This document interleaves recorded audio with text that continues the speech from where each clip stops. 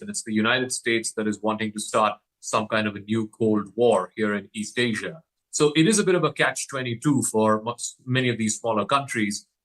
When you have initiatives like the Quad, is that actually further accentuating more aggressive behavior by China? Or do you just step back and say, we don't want to poke the dragon in the eye? Well, there's 2 points to be made about Chinese behavior. First is they do have powerful incentives to dominate Asia. I don't blame the Chinese at all for wanting to be a regional hegemon.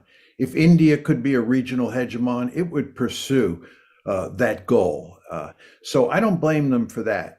The second point is they have territorial goals that are outside of their hegemonic ambitions. For example, they want Taiwan back for nationalist reasons, not simply because they want to dominate Asia. They want to settle the border dispute with India on their own terms, independent of dominating Asia. So the Chinese have these two sets of reasons for wanting to be aggressive. They have a vested interest in changing the status quo, and they're willing to use military force to do that if it is possible. So this is what you're up against. And I think the idea that Americans are principally responsible for this new Cold War is wrong-headed. And I don't say that because I'm an American. The Americans would actually like to maintain the status quo. It's the Chinese who, for understandable reasons, want to change the status quo. The same thing is true with regard to the China-India border. It's China that wants to change it in its favor and thinks it will eventually have the power to do that. And this causes all sorts of problems for India. Where do you see the war right now? What is your best understanding of what is the situation right now and what may likely give? Because ultimately this war can't seemingly go on forever. So something's got to give. What may that be? Well, I think what's happened here is that the war has settled into a stalemate. And the Russians, who envision this as a limited military option, a limited military operation in the beginning, see it now more as a serious war. And they are increasing their forces on the battlefield. Putin has mobilized 300,000+ soldiers. And at the same time, they are destroying Ukraine's infrastructure. They're destroying its energy, its water, and its transportation systems. And in effect, what they're doing is they're wrecking Ukraine. And at the same time, they're continuing to fight these battles in places like the Donbass. But there's no evidence that the Ukrainians are going to lose anytime soon. And in fact, if it looks like the Ukrainians are losing, the Americans and their European allies will up the ante to back the Ukrainians. So I think this is going to go on for a long time. You asked the question, which many people ask, how does this end? I have no answer to that. I don't know. And I don't know anybody who has any confidence that they know how it's going to end.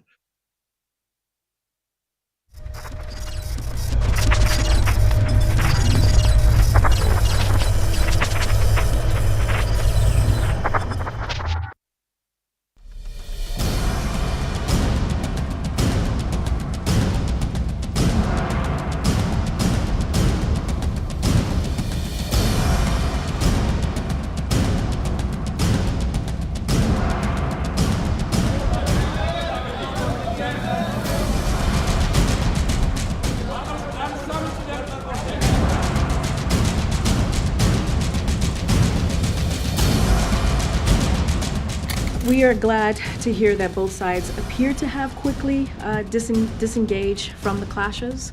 We're closely monitoring the situation. We encourage India and China to utilize existing bilateral channels to discuss disputed boundaries. I can tell you that DoD continues to closely watch developments along the line of actual control at the India-China border. We have seen the PRC continue to amass forces and build military infrastructure along the so-called LAC.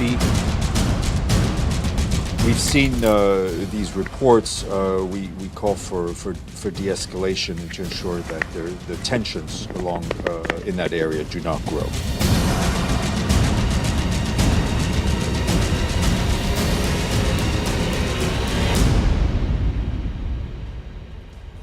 Hello everyone, you're watching News Epicenter with me, Maria Shakil. After India successfully repelled China's dare in the Tawang sector at the line of actual control, there is now a diplomatic firestorm over the clash.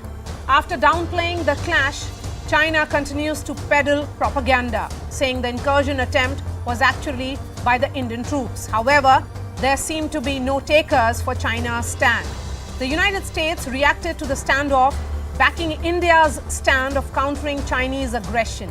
The United Nations has also rejected China's claim of an Indian incursion, saying peace at the border must be maintained as per established border protocols. Remember, for many months, China has violated all border agreements. Top government sources tell CNN News18 that even though the issue has been diffused for now, the possibility of further escalation cannot be ruled out. Meanwhile, politics over the Indo-China clash continues. Ruckus was witnessed in both the houses of parliament again. The opposition even walked out of the Rajya Sabha, accusing the government of keeping the nation in the dark, demanding a deep discussion on the situation at the LAC. After thwarting another Galwan, India has gained the diplomatic edge over China, but the political skirmish at home is only escalating. Absolute pandemonium in Parliament for the second straight day over the India-China skirmish in Arunachal Pradesh. कि वहाँ की actual स्थिति क्या है? Despite a statement from the Defence Minister, the opposition staged a walkout from both houses after they were refused a discussion on the issue. Bharat और चीन के बीच जो अप्रैल 2020 से तनाव चल रहा है, उस पे एक बार भी संसद में चर्चा नहीं हुई। चीन क्यों तनाव बढ़ा रहा है सरहद के ऊपर, इसके लिए संसद में एक व्यापक चर्चा की जरूरत है। Why Parliament was kept away from this information? China is the state country which cannot be trusted. We have experienced it. Hindi Chini bhai bhai.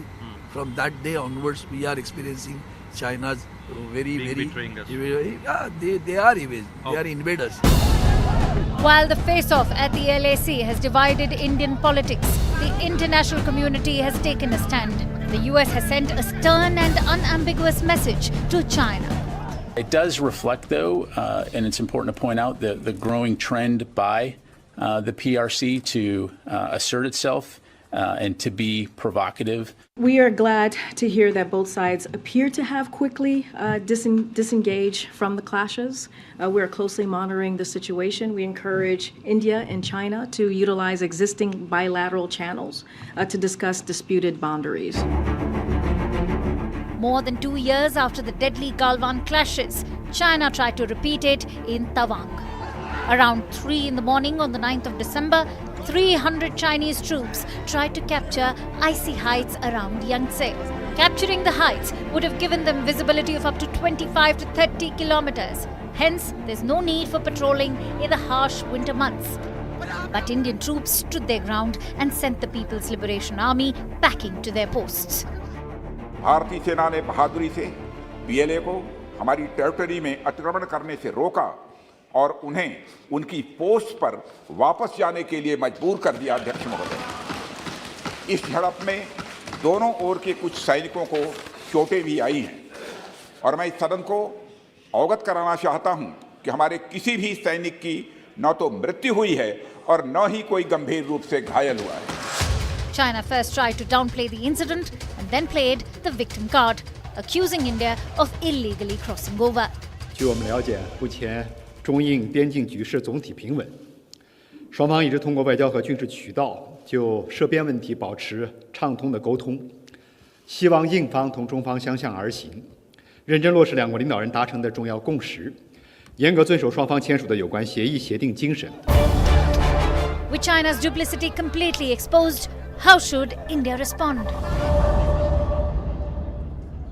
So this is how Beijing's propaganda has fallen flat. The claim from China is that Indian troops illegally crossed the border. The reality is that Chinese troops tried to unilaterally change the status quo.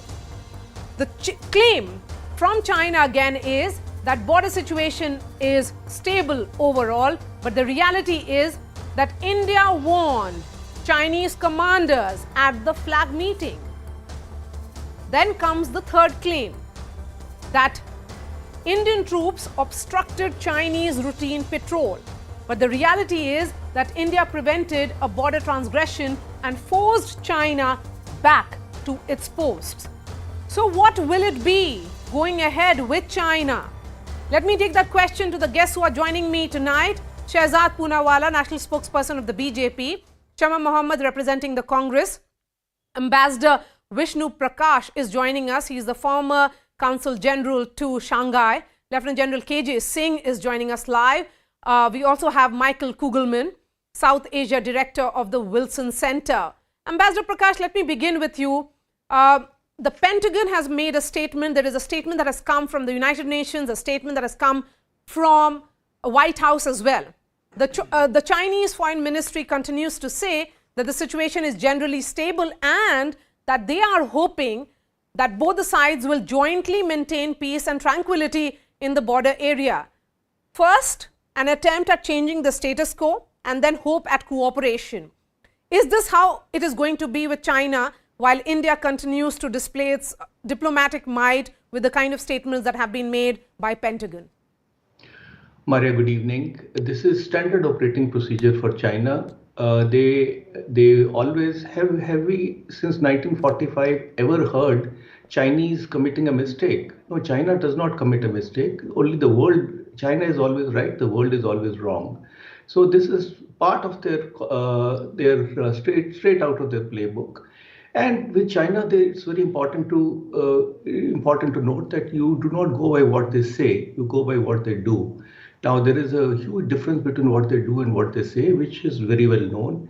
The thing is that the credibility of China is at an all-time low because they have been waging aggression against any and everybody, all countries, whether it is to the east, whether it's to the south, and they have been denying everything. So you cannot continue with this kind of attitude, and certainly there are no takers for the Chinese position. It is about time that they review their stand, but well, that is for Beijing to decide. Okay, Michael, what are the real options before India in dealing with the ever aggressive China then?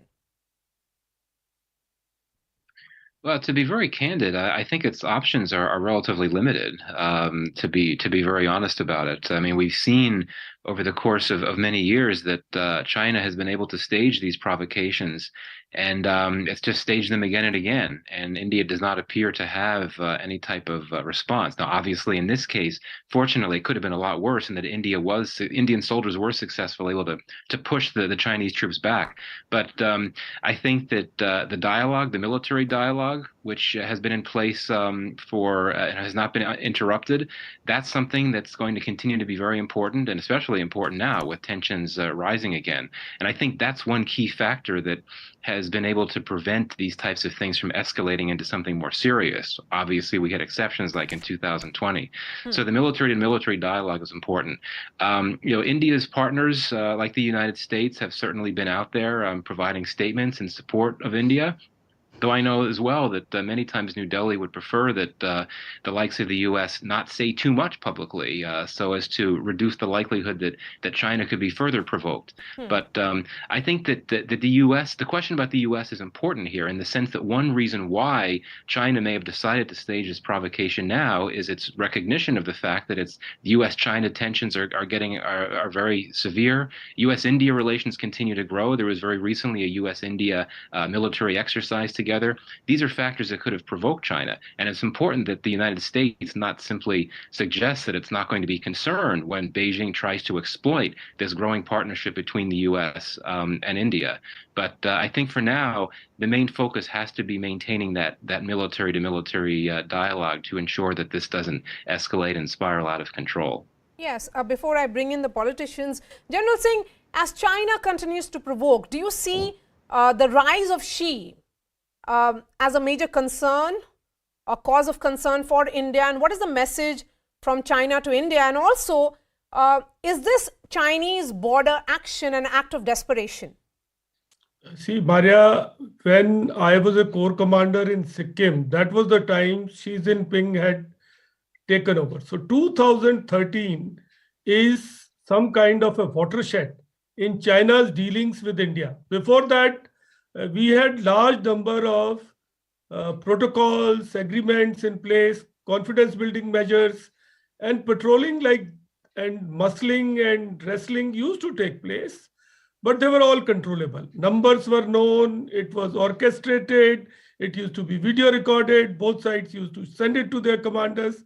But we had a patrol which was where Chinese soldier got injured, we gave the first aid, we gave him some food to eat, and he went away. Now, from 2013 onwards, from Chumar to Depsang, to Demchok, to Doklam, to now this, Yangtze, there is a change. There is a distinct change. And like in Yangtze's case also, why at 3 o'clock in the morning?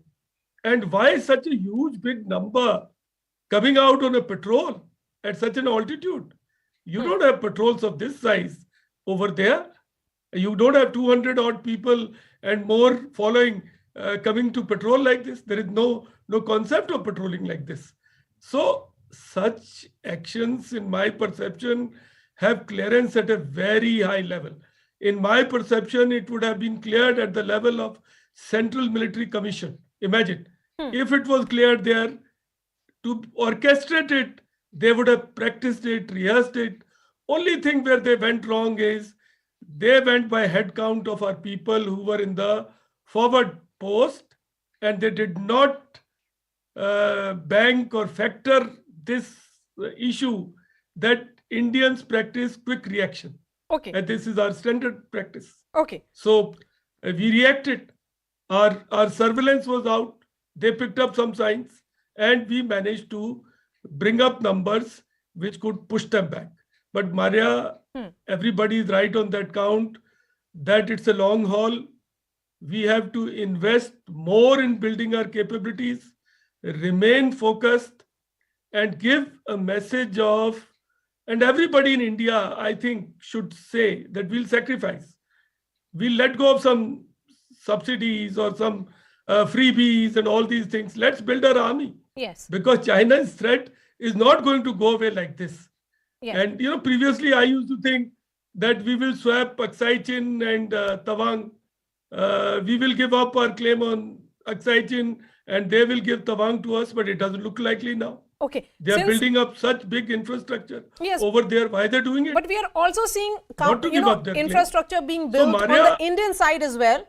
There are major tunnels being built as well. I'm going to come back to the experts in just a bit, but before that, because there is a political war that is raging as well inside Parliament and outside, questions being raised to the BJP and the central government. Shehzad, Prime Minister Narendra Modi had said in 2020 after the Galwan clashes that no outsider has intruded into Indian territory, nor was any outsider inside Indian territory. Over 16 rounds of talks have happened at the military level between India and China, and yet Chinese aggression is continuing, be it at Ladakh or in Arunachal Pradesh. What options are there? And this is what the Congress party is asking.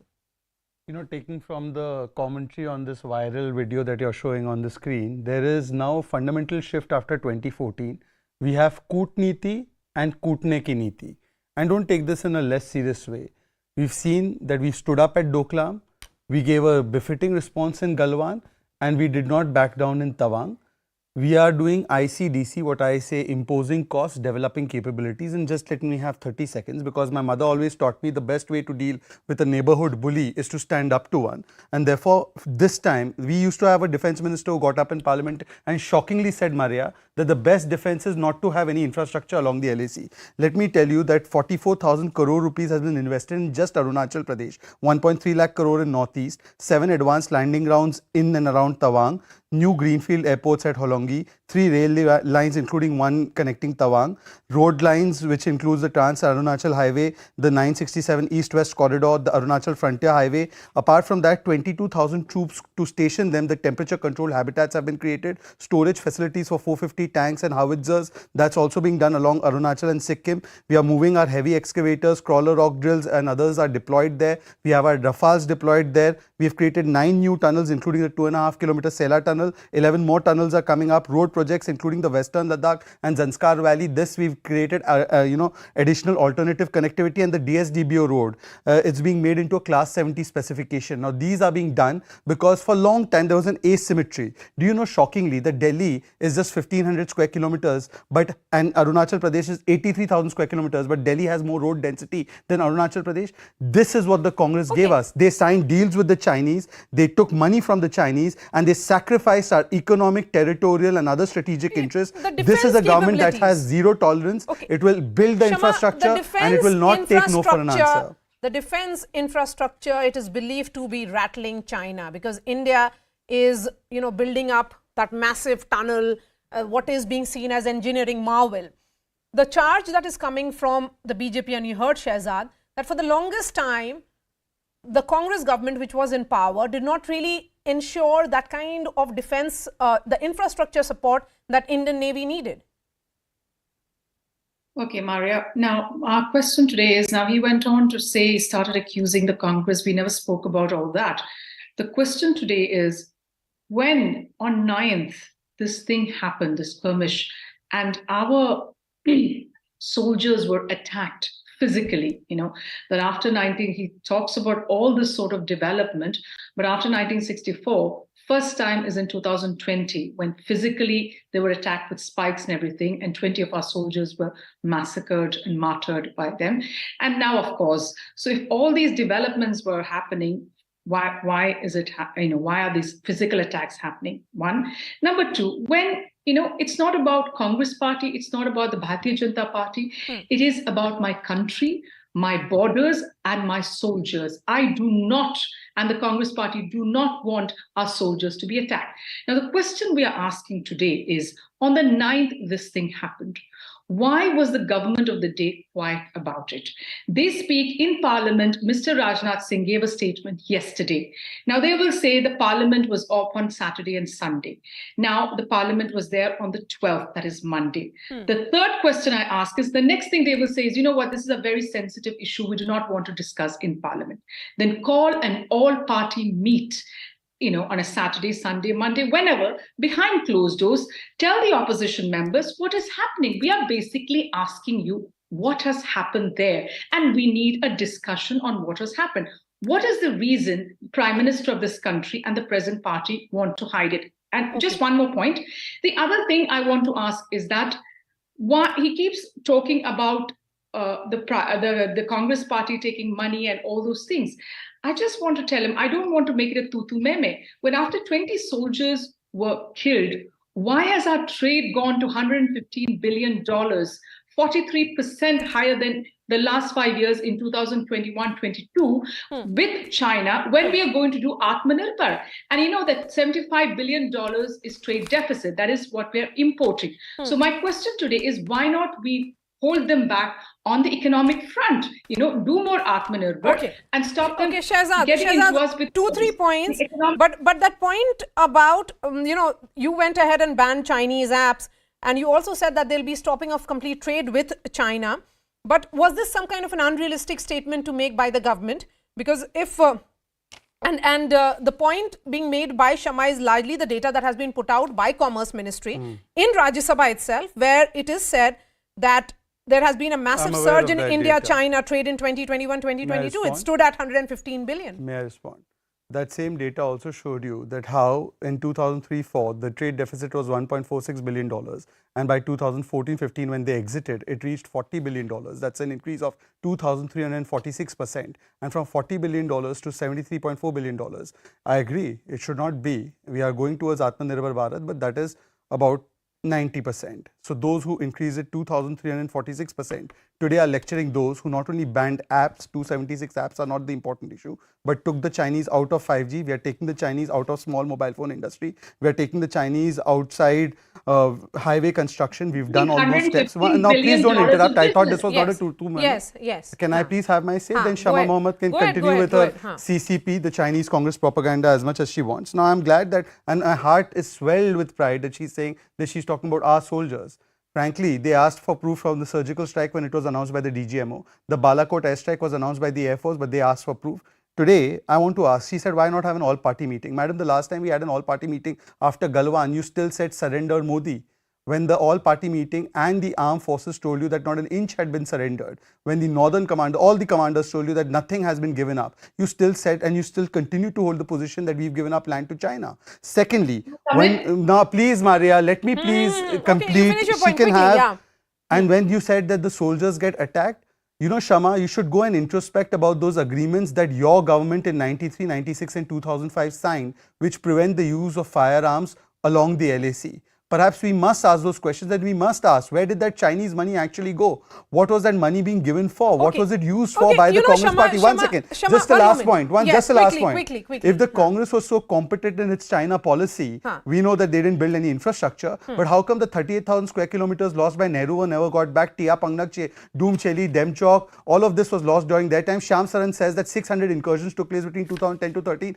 What about that, Shama Mohammed? In fact, today, when they even look at our side, we give them a befitting response. That is the difference. The difference is that after 26/11, you sat and gave Pakistan an MFN status. After Uri, we did a surgical strike. After Pulwama, we did a Balakot. You put the blame of Pulwama on India. This is the difference between us and you. That the current government's response to China is very different, of course, because they are looking at India being at a level very different from the manner in which it was viewed during the UPA. And how is boycotting Parliament, staging a walkout really helpful when this kind of politicking on strategic developments or strategic details doesn't really help? I mean, why should that be put out in the public domain in the first place? That's what I said. We don't need it in the public domain. Have an all-party meet. That is also, they're not ready for that behind closed doors. Now, what has emboldened China? Let me tell you what has emboldened China. Because Mr. Modi spoke the same language as Chinese. The Chinese said we have not gone into their territory. And that is exactly what Mr. Modi said in 2020. And the Home Minister is saying today also, no land has been taken. So the Chinese tell the world, yes, that is the truth. You know, the difference in 1962, when this happened, when Atal Bihari Vajpayee asked for a talk on what happened, and he said, we don't want it in Parliament, we can have it behind closed doors, an all-party meeting to Nehru. Nehru said, no, we will discuss what has happened in Parliament, because the Congress party has always been transparent. We have nothing to hide. Then he speaks about always these MOUs. You know, MOUs between governments happen. We were in power at the time, UPA. But what I'm trying to say was Rahul Gandhi signing a government MOU? Was Rahul Gandhi signing a government MOU? This is a big disclosure by the Congress spokesperson. Maria, I think this is a breaking news that Rahul Gandhi's MOU with Sonia Gandhi with the CPC was a government MOU. I did not. I can't believe my ears. Okay, one moment. Can she explain this? Let Shama explain. Shama, what exactly are you saying? Please explain. Let me complete my point. What I'm trying to say is after 20 soldiers have been killed by the Chinese. No, you said it was a government MOU. Are you saying this as a fact? Is the Congress party saying Rahul Gandhi signed a government MOU? On what authority? Who empowered him? He was not a minister, at best an MP. How did he sign a government MOU? She just said it. Maria, I demand to know from the BJP's end, what was that MOU? It was a government MOU, not a public domain. Let her explain. Yes, Shama, go ahead. Let me explain. I did not interrupt anybody. Let's have a civil debate. This is about our country. It's not a tutu meme. So what has happened is he talks about what we have taken money. What about PM Cares? No, but what about the MOU? Money. She just said it's a government MOU. The MOU. What exactly was that Let MOU? me finish. I will talk about the MOU. Let me finish my point. The Chinese apps, I have to rebut to what he said. He's taken money in PM Cares from various Chinese apps. You know, they have come from Xiaomi, they have come from Oppo, and 10 crores from Xiaomi. All right. Then he speaks about us and Pakistan. He said 26/11. I want to give a reply to it. After Pathankot happened, the perpetrators of the crime, the ISI, was invited by Amit Shah to investigate in Pathankot. So who is the traitor here? What is he talking about? And who is the Prime Minister or the Chief Minister? Who Okay, went 20 seconds quickly to Very Shahzad, and then quickly. I'll give the final words to the experts. Quickly, Shahzad, 20 seconds. Very quickly, quickly. quickly, despite her trying to heckle me, very quickly. I don't know where they get this Nyay. MOU thing signed by Maria, I Rahul think Gandhi. it's my Yes, go chance ahead, yes. and my opportunity. Yes. May the PCR do what is required so one person can Go be ahead, elected. finish your point, Shahzad. Yes. Maria, May I please speak, Maria? I Yes, go don't ahead, speak and Shahzad. interrupt. Go ahead, yeah. Thank you. The debate because this is The not PCR done. has to You are listen not to allowing what me Maria is saying. It is my Okay, chance to speak. Shahzad, make your point. done. Yes. I mean, you can't interrupt me. I You have did made not your point, interrupt him. Shama. I have to You're go back to the sitting next experts. him. Yes, You Shahzad allow on the him to screen now. interrupt. Yes. This is not done. This is not a civil debate. It's a very I mean, civil what is debate, Shama. Thank Yes. you. Huh. Thank you. First of all, I want to know on behalf of the BJP, and I'm officially asking this. She said that it was a government MOU signed by Rahul Gandhi. In what authority and capacity did he sign that? Secondly, after 26/11, what did Fali Homi Major say, and what was the action taken by our government at that point of time? Mr. Barack Obama and Manish Tiwari both have written it in their books that how because of vote bank issues they did not take action against Pakistan. And thirdly, all party meeting, when the surgical strike was announced by no less than the DGMO, not a political appointee, a person from the military, at that time they still said it was Khoon ki dalali and surgical strike. And by the way, Xiaomi, Redmi, Vivo, Oppo all have been cracked down upon by the agencies of this country. Okay, let me go back to the experts. Ambassador Vishnu Prakash, is it China's way then of threatening India as New Delhi and Washington have cemented their ties with Quad, which is certainly seen as an irritant to China? Well, China is ready to be irritated. If they'll always find one reason or the other. What they do is right. When they talked of G2, that was right. When India does something, that is wrong. When they build infrastructure, it is right. When India builds infrastructure, that is wrong. The bottom line, Maria, is that China under Xi Jinping believes in a China-centric regional order where it is the hegemon and others are subservient to that. That is the whole game plan, and prosperous India, self-confident India, independent India is something which they don't find in their strategic interest. So they will do what it takes to embarrass India, keep us off balance. For us, we have to kind of continue what we are doing in terms of strengthening our defenses, building our economy and leveraging our relations with other countries. So it is the short term and the long term and the medium term. That is what we need to do because we are in for the long haul and we need to stay the course. Okay, Michael, then India and China, it is becoming increasingly clear, now need a new understanding on the border issue. One that will settle the contestation over the LAC for good through peaceful means. But the question is, does China want this? Or does it believe its purpose is better served by keeping undetermined borders with claims and counterclaims that can always be used to raise the temperature against India? No, unfortunately, I do not think China is willing to try to reach an understanding on this issue once and for all. I think that's quite clear. And I think you have President Xi back for another term. He's very emboldened. He feels very empowered. He wants to make statements with these provocations, not just along the LAC, but elsewhere, including the South China Sea. But I would say this, that what India has going for it is the fact that a significant portion of the court of global public opinion is on India's side in this particular context. There have been significant condemnations from key capitals. Also, China is on the back foot on some levels. At home, domestically, there's been unrest against the COVID lockdowns and so on. Is feeling the heat, but still, clearly, Beijing sees that as an opportunity to try to push back and try to gain back support back at home, to try to distract people from what's going on at home. So I think you have to look at this as a long-term thing for India. It needs to continue to invest in its military modernization. It needs to continue to strengthen its capacities to put itself in a position where it would be ready to anticipate the inevitability of future Chinese provocations, such as the one that we had recently. So, Michael, are you sensing that there will be more such standing with India response that will come from other countries of Quad? Sorry, could you repeat that? I didn't hear. I'm saying the Quad nations, are you sensing that besides US, there will be more diplomatic statements coming in favor of India? I would think so, yes, given that every Quad country has seen its relations with China fall to the lowest level they've been at in years. So yes, I would think that we could likely expect other Quad countries to issue statements in support of India. I'd like to see that. Okay. General KJ Singh, you get the final word. a possible escalation is not being ruled out, but India is continuing to maintain that as far as they are concerned, the infrastructure build-up will only continue because it's a new India which believes in negotiating very differently from what it was pre-2014. So what are you sensing in the next few weeks? Maria, The winter days. The thing is, this kind of face-offs are also increasing because our infrastructure is coming into the grid. We have made major advancements in our infrastructure. And it's right, it's a change army, which is bold army, which has been given these capabilities. Local commanders can take their decisions. They have that autonomy today. So here, if I was a Chinese, I'd like to go into the shoes of a Chinese commander who's sitting in CMC. By picking up these messages of resoluteness by Indian troops, China should have concluded by now that you can't tactically push out Indian soldiers in this altitude, in this kind of weather, in these circumstances. Then why are you trying again and again?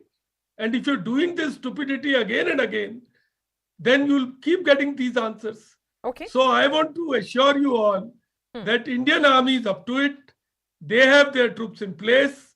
They've been tested. And with whatever asymmetry or whatever people say, we were told China's got technological asymmetry. They will use microwave weapons. They will bring drones.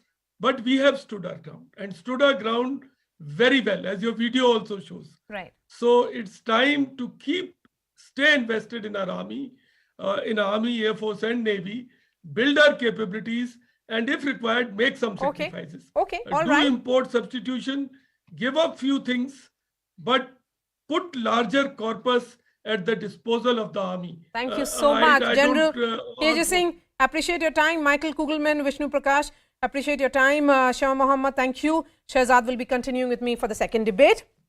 Shifting focus now, there is a fresh flashpoint over the Bharat Jodo Yatra after former RBI Governor Raghuram Rajan joined Congress MP Rahul Gandhi.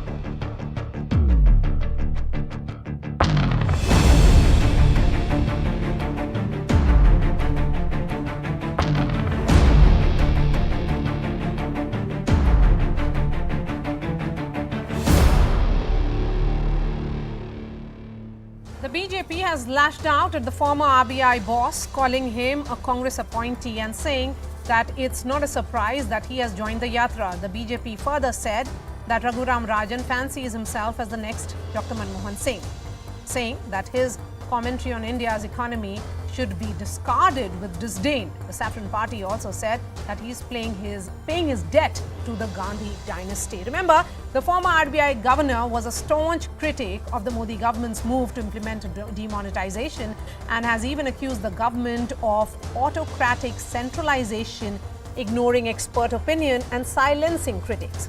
The Congress hit back at the BJP, saying that the increasing number of people standing up to unite the country against hatred shows that we will be successful. So Raghuram Rajan finds himself in the political crossfire once again. But has he now clearly taken sides? Joining me on the show, Shehzad Poonawalla, Mahima Singh, representing the Congress, Rashid Kidwai, author, senior journalist, and Shashank Mani is an author. Shehzad, Raghuram Rajan is no longer the RBI governor. Then why exactly should the BJP have an issue, whether he joins the Bharat Jodo Yatra or does whatever he wishes to? The BJP and I have no issue that a Congress appointee has joined a Congress Jodo Yatra in his hope to become the Congress's and Rahul Gandhi's personal Manmohan Singh 2.0. He is very welcome to do that. Yes, but the 2.5 journalists that took him seriously in the Lutyens ecosystem, thinking that his views on the economy were independent, can today understand that it was colored with a jaundiced eye, and therefore, frankly, his track record as an overrated economist is something that I wouldn't even waste my time to comment about. But because you've held an entire debate, let me just tell you a few things. Raghuram Rajan opposed Jandan bank account, Mudra loans for the poor, PLI schemes for job creation, manufacturing hubs, MSP to farmers as inflationary, insolvency and bankruptcy board, and he wanted to introduce Islamic banking. When he left, the forex reserves were at, when he left it was at $370 billion, today it's at $561 billion.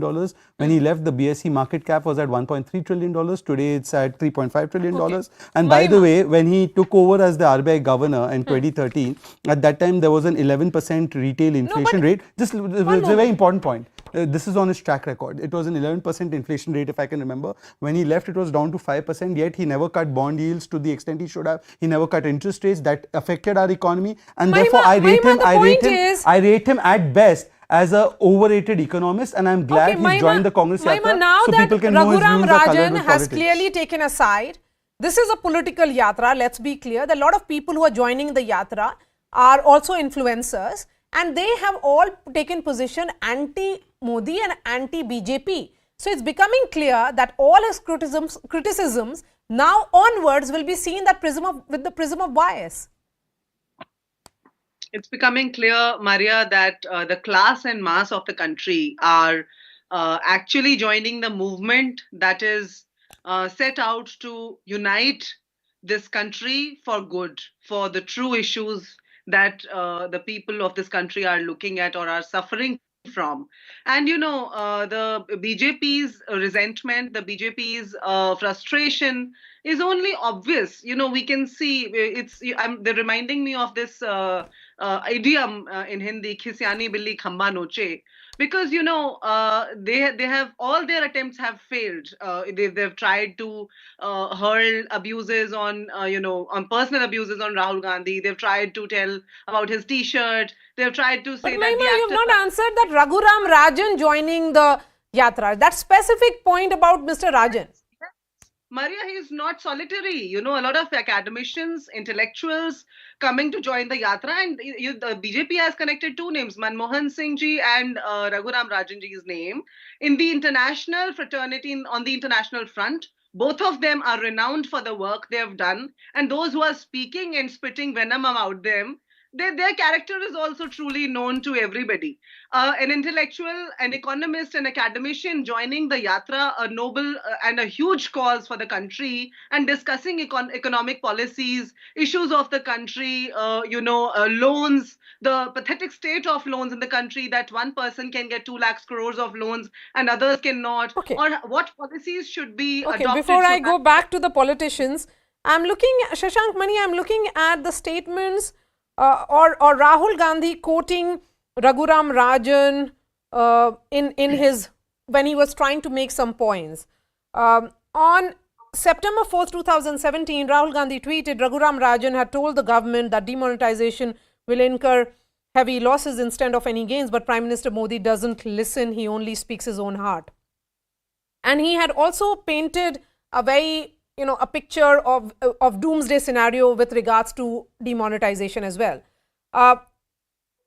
Rahul Gandhi again in 2019 March says, we spoke to big economists like Raghuram Rajan and others. We spoke to all of them to check the feasibility of minimum income scheme released on this date. So I'm saying he has quoted him to make his point. But let's be clear that this is a political yatra. This is about Rahul Gandhi and Congress's Bharat Jodo Yatra.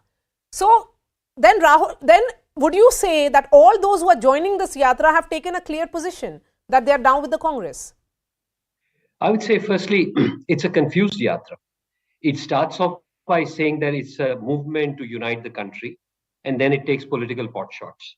And secondly, it's an elite yatra because it's really not touching what the real Bharat needs.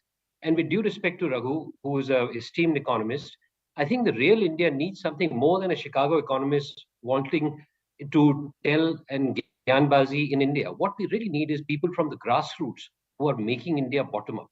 And therefore, I feel that this yatra is neither politically successful, because clearly in the time that he's been at it, they've lost their shirt in Gujarat. And actually, it's probably because Rahul kept away from Himachal that they won there. So I think in some ways, politically, it's been a disaster. Socially, as well as economically, I don't think Raghuram Rajan's joining this yatra is going to make much of a difference. What it needs is a real dialogue with the country. a yatra. And are you of is the a opinion peace- that Rahul Gandhi is peace not having mutual. that real dialogue with the country? No, he's doing it for the cameras. He's doing it in the way that he's, amenable to the mass Okay, media. This is Mahima, not a respond to yatra this for the criticism real that is dialogue coming in. Let me respond to this, Maria, Well, and Yes. I want to ask, with all due respect, I want to ask the honored panelist, has he been to the yatra for even an hour, let alone a single day or a few days? I have been there 40 days, day in, day out. I was there discharging my duties to the party and for the larger cause towards the country. I have seen, and the optics that you see are not mere optics. That is a phenomenon happening on the ground. And let the honored panelist be informed that, sitting in the comfort zone of his home or wherever he is, and trying to build a narrative, a false narrative around something which is being participated in by crores and crores of Indians is, I think, a sheer insult to their intellect and the whole exercise that is being. Let me remind you that I have probably traveled at least 200 times more than you have. I do a train journey every year, which takes 500 young people on a 8,000 kilometers yatra, which has been happening for the last 14 years. So don't try to tell me about a yatra. I know a thing or two about yatra. This is disingenuity politically and socially. It has to be called out. It cannot be hidden. And this is an elite yatra. It is not a yatra for Jodoing Bharat. It is a yatra for the cameras. I'm sorry. And please don't try to tell me about yatras I know thing about too. You come to with me, I've traveled 1 lakh kilometers over the last 14 years. You can't write a review for a film without watching it. Go to the yatra and then please pass your comments. Rashid, since it is being said that you can't write a film review without watching it, tell us this point being made about Raghuram Rajan. All his criticisms which has happened has been anti-BJP policy, and the kind of reactions that he has given are very sharp in nature. So it was very clear from the very beginning that it was, his leanings were that his understanding of economics was very driven towards the left of center, and now him joining a political yatra. What does it mean for Rahul Gandhi and Raghuram Rajan? I'm of course talking about their future jointly now. What does it mean to them? Rashid. Yeah, I think, Maria, we are reading too much into it. One is a kind of participation. Second thing, if Mr. Raghuram Rajan, as a professional at any point of time, associates formally with the Congress party, it would be a good news for the Congress. We have seen. No, but hasn't he associated himself formally by joining the yatra? What is more formal than yatra this? Does not mean anything. No. Maria, I have understood your question. So many kind of, Pooja Bhatt has joined, Swara Bhaskar has joined, so many people have joined, Amol Palekar. It's not that they have joined the International Congress Party. I am saying if Mr. Rajan is really, serious in the sense of getting into the mold of Dr. Manmohan Singh or someone like that, then he would have to formally join the Congress Party and do it. Just by, being part of a yatra does not mean anything. No, but I don't agree with you, Rashid. I mean, all those, the names that you have taken, be it Pooja Bhatt or Swara Bhaskar, they are seen as anti-government. They may be actors, but their political positioning is very clear. So if now Raghuram Rajan joins a yatra, it is that he has formally joined the Congress party. May not have taken a membership, but he has joined the Congress party. Go ahead, Shahzad. Maria, first of all, let me just clarify. Maria, may I? Okay. Okay, Rashid, 20 seconds. Yes. Maria, I have... Shahzad, I'm coming to you. Yeah. Rashid. Maria, I'm saying, me and you, we disagree on this because by associating with a public cause, so many people joined that, Swachh Bharat campaign by Narendra Modi ji. Does it mean that they all joined with the BJP? Okay. I think it's very unfair to look so then equate you are these saying two that things. if people join Swachh Bharat, that's all right, and they can continue to maintain their neutrality and not take a political position. Shahzad, then Swachh Bharat versus Bharat Jodo. Go ahead. As much as I disagree with the analogy between Swachh Bharat and Bharat Jodo, let me tell you, I have and my party has no problem in Raghuram Rajan dipping into the political colors and watching the film as quoted by Mahima and reviewing it. Frankly, all I'm saying is that, look, he was at best an overrated economist in my view, because I've studied economics, and today I know that his views on economics were actually colored by political motivation. Let me just give you a couple of examples. He was an equal opportunity offender. He ensured that the operating profits of companies fell because of his high interest rates, and he also opposed MSP as being inflationary. I don't know if the Congress celebrates either of those two views. They can. Frankly, they've had masses and classes like Medha Patkar, like George Ponaiya, Swara Bhaskar. Everybody join this. They have one more to the bunch. Be very happy with that. But all I'm saying is that the 2.5 journalists that took Raghuram Rajan seriously might want to rethink if they should take his view seriously. So you and are without any telling political those 2.5 equations. journalists rather than the Congress party then? I think those 2.5 journalists who always felt that he was coming from a point of view that he was giving genuine economic feedback is actually feedback that is colored by his political masters. And as far as Swachh Bharat and this is concerned, well, Swachh Bharat also had people like Shashi Tharoor participating in it. Here you just have preaching, and I'm sorry to use that word, preaching to the already converted ecosystem. Okay. Mahima? We have had Sumitra Mahajan praise the Bharat Jodo Yatra and Rahul Gandhi ji's initiative, by the way. We all praise it. We think you should be at it for the next 5 years. You know, let me just finish. But I'm what I was praising going to it. say. I didn't intervene in BJP. Yes, Mahima, go ahead. Go ahead.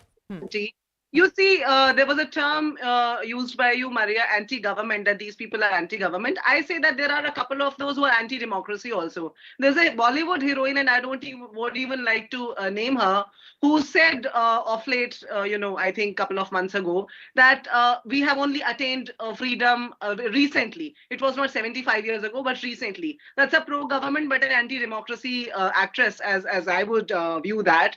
But because, the frivolity of BJP's stance is that they want to say that, this is, they want to basically praise those who are with the government, who are mocking at this the independence struggle of this country by saying that we have recently. So you do not attach too much of significance then, Mahima, to Raghuram Rajan joining the yatra? How is the Congress party summing this up? We've said it. We've been joined by masses and classes across the. So it's joining of the masses and the classes. All right. Thank you so much for joining us. About it. Mahima Singh, Rashid Kidwai, Shashank Mani, and Shehzad Poonawala here in the studio. On that note, we are slipping into a short break. After that, a special report.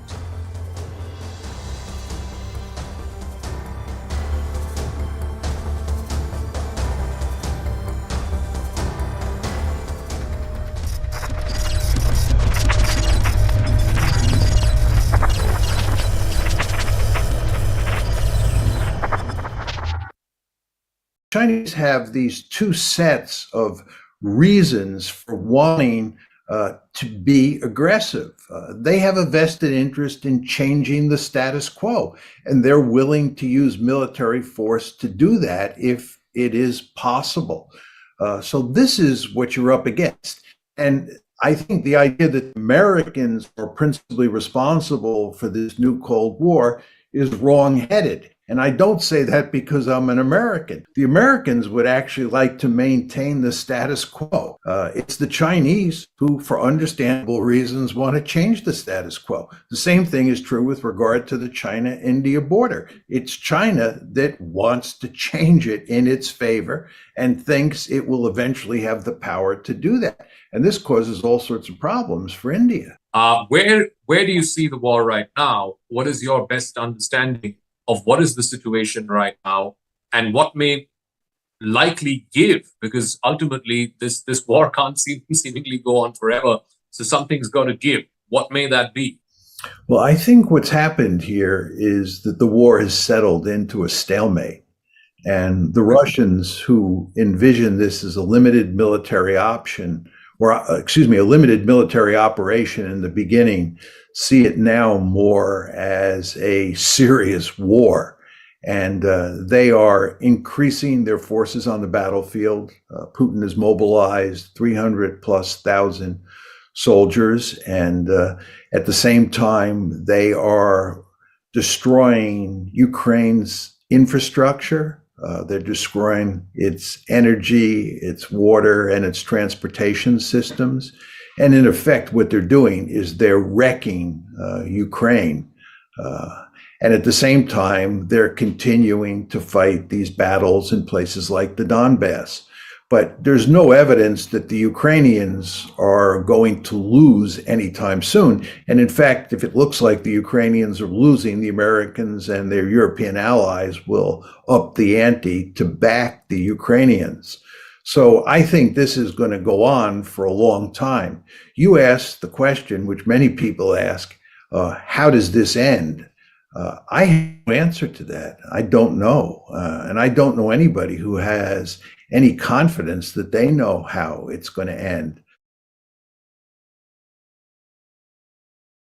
So let's start with the latest clashes that have happened between India and China. This is on the contested border, the line of actual control between both countries. We've had a similar incident a couple of years ago, and this now seems to be a bit of a pattern where the Chinese side seems to be very violently and very aggressively pressing its claims, much like